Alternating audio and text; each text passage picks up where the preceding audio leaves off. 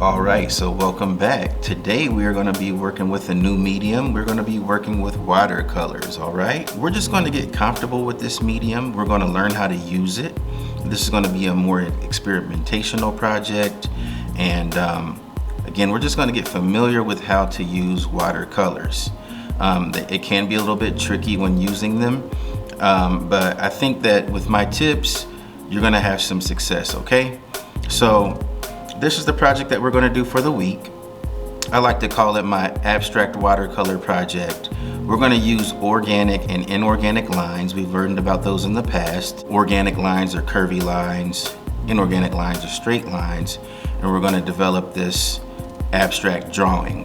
After we develop that abstract drawing, we are going to then take our watercolor paints and we're going to paint away. There's just a few things that you're going to need. You're going to need a piece of watercolor paper. Now your watercolor paper is likely going to be smaller than mine, but that's okay. You can do the same thing with smaller paper. You're going to need a simple set of watercolors. You're going to need a brush. You're going to need some paper towels, and you're going to need a cup with some clean water in it. Those are all the materials you need. Let's go ahead and get started. All right, so for the first step of this project, we are going to do our underdrawing. We're going to take a black marker and we're going to use those organic and inorganic lines, and we're going to create an abstract design throughout the center of our paper, okay? We're not going to cover up the full paper this time. We're just going to cover up the central portion of the paper to create a balance in the image, okay? I'm going to go ahead and get started, and while I'm working on this drawing, one thing I'm going to do is I'm going to go back and forth between those organic and inorganic lines to create balance, okay? So I'm going to start with a simple triangular shape. I'm going to make another triangular shape. I'm going to close it up here. And I'm going to make a third. Just like so. And now I'm going to introduce some organic wavy lines. Alright? Creating a sense of balance in my paper. So there's one, and I think I'll create another one here. Maybe just almost like a half circle, almost like a bubble shape. And I'll create another one right here. All right. Now I'm going to go back and I'm going to do some inorganic lines. I'm just kind of letting my mind go. I'm relaxing. I'm not worried about this drawing looking exactly like something in particular. I am just kind of relaxing out, and I'm letting my marker move through the paper calmly, okay? All right, so now I've got a nice chunk of the drawing completed. I'm going to continue to just keep on drawing, making organic and inorganic shapes throughout the image until I feel satisfied. As you're doing this kind of practice, you may notice that your drawing starts to kind of look like something. I know I did a project like this on the back of a jacket once, which I'd love to show you one day. And the drawing ended up looking like a heart. So maybe it'll look like something at the end, maybe it won't. I'm just working with those organic and inorganic lines kind of back and forth so that I can make almost an even amount of them, okay? And you'll get to a point where you're gonna feel like, you know what? The drawing's almost completed. And when you feel good about it, that's when you're ready to move on, okay?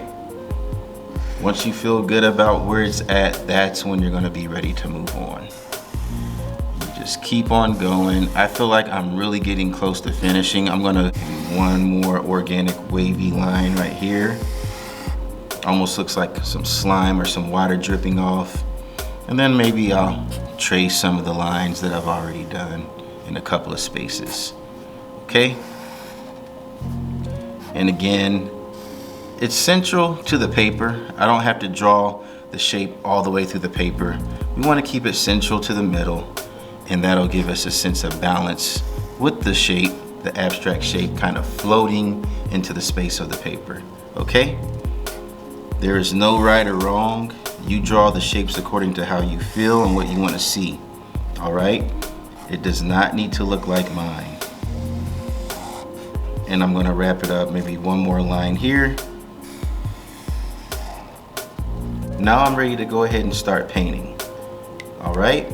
Hopefully you can see the full image, but I know with the camera and this large piece of paper you might not, but the image is basically central to the paper, and there's a little bit of edge here that you might not see, and then there's a little bit of edge of paper here as well, space here and space here, all right? So now we're ready to go ahead and get started painting. Let's go. So now that I've completed the drawing portion of this week's project, I'm going to go into the painting portion of this project. A couple of things I want to think about as I'm painting. One thing, my brush, I always want to keep it wet. I don't want to keep it soaked and super wet, but I do want to keep it wet so that when I take the brush and put it into the paint, I can pick up the paint. Now, I found that if I have the brush too wet and I come to pick up paint, then I might get too much water on the paper. Too much water on the paper when you're using watercolor, especially with thinner papers, will cause the paper to warp or to start to kind of bend. And you want to prevent that as much as possible. You probably won't prevent it completely, but you want to keep the paper as flat as you can, all right? So we're gonna work in what I like to call washes. And some of the things that we've done before, we're gonna do the same thing when we're using these colors. I'm gonna use one color at a time, and I'm gonna create a light wash or layer of that color. Then I'm gonna switch to a new color and create another wash of that color, and I'm gonna keep doing it. Then once I've painted the whole image, I'm gonna go back in and I'm gonna do some color blending using the color wheel, knowing what colors blend well together, all right? So before I get started, I'm going to take my brush and I'm going to dip it in my water cup, make sure that it's got some good water on it, and then I'm going to just kind of mat it down a little bit so I can get some of that water off of the brush, because too much will cause that paper to warp. All right, so now I'm going to start with one color. Maybe I'll use orange. All right, orange is color number one. I'm not going to use a lot of paint, just a little bit, and I'm going to start to apply the paint to the surface. I'm going to start here. And we've had other projects where we've used, you know, just abstract designs, abstract shapes. And when we've done so, I've always said that when you're laying the color down, try your best not to lay the color side by side. So if I'm putting this little orange here, I don't want to put an orange right beside it, okay? I'm gonna go back into my paint a little bit. I'm gonna continue to apply that orangish color. And you see, I'm applying a very thin layer of paint and water. I'm not worried about having vibrant, super bold, strong color by applying heavy paint, because I can layer this paint, and if I layer the paint, eventually the color is going to get brighter and brighter. So I'm going to go over here, add some more orange. I'm going to fade it. I'm going to stop there and leave this area white, because I can go in there later and I can blend another color into that orange. And I'm just going to keep moving through my paper, putting the orange where I feel it should go.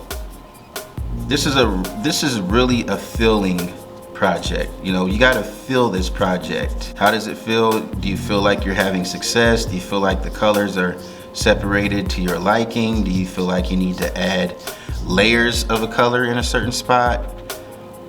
Go with your gut and you're going to be fine. A little bit of water, and I'm just going to keep pushing these colors around, taking my time. I'm not pressing hard while I'm painting. Pressing very lightly with my brush onto the paper. I don't want water spots, so I'm trying to get rid of those as much as possible. Not looking for big water spots. And you know, this paint set right here, honestly, it's not a lot of paint, but if you use it sparingly and you don't overdo it, you can get yourself through a couple of projects with just this little bit of paint. So use it sparingly, just like I'm doing here. Got my little bit of orange there. Maybe I'll put some orange here. After that, I might go one more spot and move on to another color. Okay, looking good. Fade in the color. The way that faded is because I started here and I just kept pushing the color outward, and instead of adding more color in, accomplish our goal of creating a really cool piece of art. All right, now I'm ready to move to the next color. So I need to go ahead and get that color off of my brush. Sometimes I keep the color on the brush and go to the next color so that I can mix them together. But I would say when you're just beginning, try to clean that brush off and move on to the next color, because you don't want to get them mixed up. I don't want to mix my orange into my red or my red into my green. I want to keep the colors as separate as possible. So here we go. I'm going to move into, I'm going to try blue this time. All right, blue's next. And remember, blue and orange are complementary colors. It's good to sit complementary colors beside each other. You don't have to do that, but they do complement each other. All right, and if you think about it, that blue and orange complementary, red and green complementary, yellow, purple complementary. Don't forget those simple things. One thing, as I continue to grow and develop as an artist, one thing that I am learning is that the more simple I can break down or understand something, the more success that I have. When I try to get too complex is when I don't have as much success. So, you know, keep it really simple. Use a complementary color scheme. Think about analogous color scheme. Use an analogous color scheme. Instead of trying to, you know, overthink it, think about what you know already and apply that. Let's go with green. All right. So I'm gonna place a green here. This looks good right here. Very lightly. Doesn't have to be super heavy. I probably will need to pick up a little bit more water though before I move on and get some more green. All right, I'll place a green here, move it around, feel confident about it. I'm barely touching the paper. I am not touching the paper hard. I'm very lightly applying that watercolor to the paper with my paintbrush. Doesn't require you to dig in there. You can put that color down softly and be successful. The next thing I'm gonna do is I'm gonna start adding another wash on top of what I've already done, meaning another layer of color. So maybe I'll add some red into those oranges. So I'm gonna go into my red with the clean water, clean brush, excuse me, and I'm going to just start adding some reds into some of those oranges. And you'll see the colors blend very well. Don't overuse the water and they will blend well. That blend from red to orange looks cool, right? I'm gonna go on a few other spaces and do that. And this is how you really make yours unique, because you can blend color however you want to do it. And the more you blend, you know, the more unique it's gonna be. Perfect. Awesome. Now, maybe one more color. I'll show you a couple more things. Maybe we'll take that purple and maybe we'll blend that into, excuse me, might need a little bit more purple. That blue, very light, very subtle, but you can see the blend. Back to our completed project. So as you can see, when I completed my project, I used washes and layers of color to develop each individual organic and inorganic shape inside of my drawing. Take those colors, add that first layer of wash. Don't stop there. Add a second layer of wash. Add a third layer of wash. Here I've got some purple, blue, and green. I've got some orange, pinks, blues in here. Add several layers of wash until your satisfaction, and you know, that'll really make your drawing and your abstract work pop out. I can't wait to see what you do and how successful you're gonna be.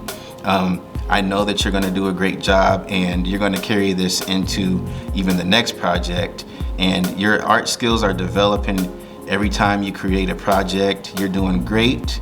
Stay focused and good luck.